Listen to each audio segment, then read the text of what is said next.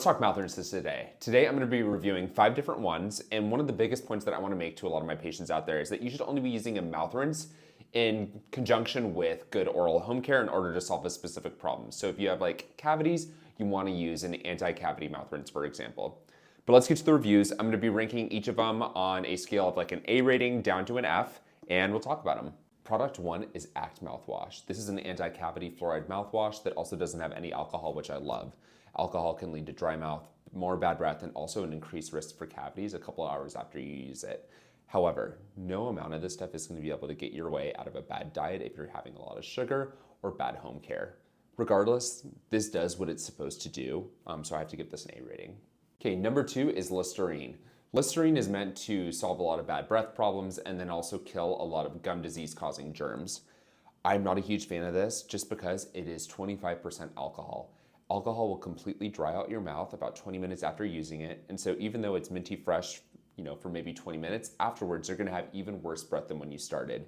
And even worse than that is because you have dry mouth now, you're not gonna have as much saliva and minerals flowing around each individual tooth, so your potential for developing cavities goes up significantly. It does kill a lot of those gum disease causing germs, however, but I would completely stay clear of this. I have to give it a D or an F rating. Number 3 is a chlorhexidine rinse.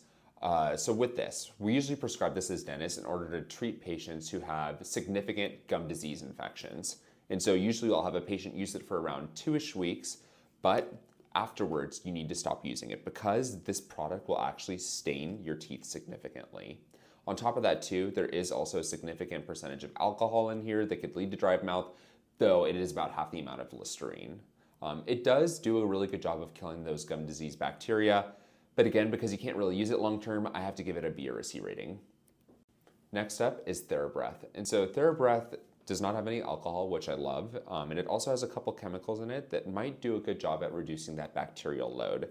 However, I don't know if it's truly worth the cost. It might give you kind of a minty, fresh feeling just for the first couple of minutes afterwards, but as long as you're going in for your consistent cleanings, you're doing a good job of things at home, I think you could get away with just using some mints. But regardless, it's a decent product. I would give it a B+.